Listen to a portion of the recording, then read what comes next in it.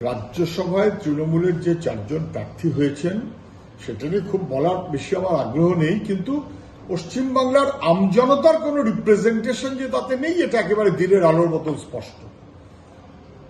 এর মধ্যে 2 জন বঙ্গভাষী হলে 2 জন বঙ্গভাষী নয় সেটাও স্পষ্ট।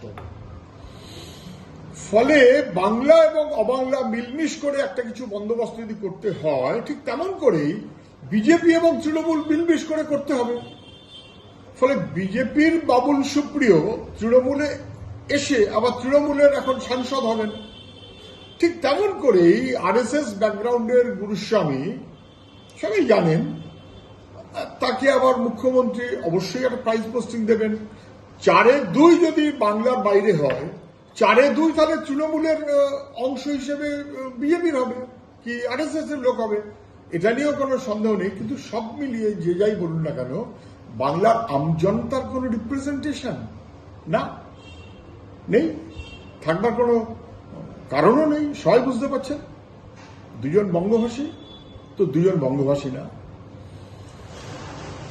এবং মুখ্যমন্ত্রীর পারপাস সার্ভ করবেন এমন ভাবে। অন্তত সবচাইতে বড় বেনিফিশিয়ারি চিটফান্ডের এই জায়গা থেকে মুখ্যমন্ত্রীকে যিনি রক্ষা করেছেন, মুখ্যমন্ত্রী তার জার্সিটা খুলে ভেতরের তৃণমূলের জার্সিটা দেখিয়ে দিয়েছেন, উর্দিটা খুলে তৃণমূলের জার্সি। আবারও আমি বলছি, তৃণমূলের জার্সি পরে যখন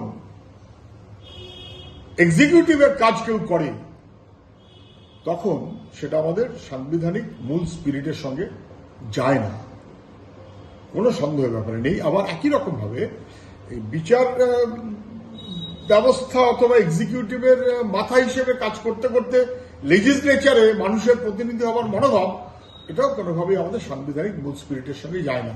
বিজেপি যেমন করে তেমনই তৃণমূল করছে। এর আগেবার গোয়ার কাউকে একজনকে দাঁড় করিয়েছিলেন, সম্ভবত কিছু একটা আন্ডারহ্যান্ড ব্যবসার ব্যবস্থা ছিল, ফেলেইরো না কি একটা নাম। তারপর তিনি এখন বাদ, মাঝখানে তিনি চলে গেছেন। ফলে তৃণমূল কখন কাকে আনবেন আর কখন কাকে ছাড়বেন এটা অন্য কেউ বলতে পারবে না, তৃণমূল বলতে পারবে, আমি তার উত্তর দিতে পারি না। কিন্তু রাজীব কুমার কেন? আরে রাজীব কুমারের তো জার্সি গায়ে দেওয়া ছিল তৃণমূলের, তার উপরে একটা উর্দি চাপিয়ে রেখেছিলেন, উর্দিটা খোলা হয়ে গেছে কদিন আগে, অতএব আবার জার্সি পরে নিয়ে পড়েছেন। এ তো বারবার আমরা বলেছিলাম, এবং এই যে আমরা ঠিক বলছিলাম এটা আজকে স্পষ্ট হয়ে গেল, ঠিক বিজেপির মতন। Ranjan Gogoi chief justice retire করলেন, সরকারকে কত রকম সাহায্য করা যায় তার মতো ব্যবস্থা করলেন, বেঠিকভাবে, আমি বলবো বেআইনিভাবে তার প্রাইজ পোস্টিং পেলেন রাজ্যসভা। ঠিক তেমন করেই চিটফান্ডের সবচাইতে বড় বেনিফিশিয়ারি, তাকে রক্ষা করার দায়িত্ব হিসেবে প্রাইজ পোস্টিং রাজীব কুমার, অতএব তিনি রাজ্যসভা। আবার কি মেনকা গুরুস্বামী আরএসএস, সবাই জানেন সেই ব্যাকগ্রাউন্ড, কিংবা বাবুল সুপ্রিয়। আরে মুখ্যমন্ত্রী তো আরএসএস কে দেশপ্রেমিক মনে করতেন, বিজেপি তার ন্যাচারাল অ্যালি।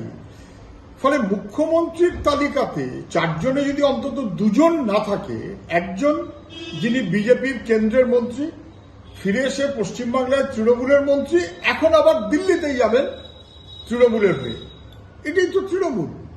বা ওই মেনকা গুরুস্বামী বা কিছু একজন উকিল, পশ্চিমবাংলার সাথে তার কি সম্পর্ক কেউ জানে না, কিন্তু কথিত আছে যে অভয়াকাণ্ডের পর রাজ্য সরকারকে কতটা বেশি সুবিধে দেওয়া যায়, তার জন্য কি কি ব্যবস্থা করা যায়, তার জন্য আরএসএস সহ কাকে কিভাবে কাজে লাগানো যায়, এটা আপনি ধরুন মুখ্যমন্ত্রীকে ওরা প্রাইজ দিয়েছিলেন যাতে বেশি বিপদে না পড়ে যান, মুখ্যমন্ত্রী পাল্টা প্রাইজ দিলেন।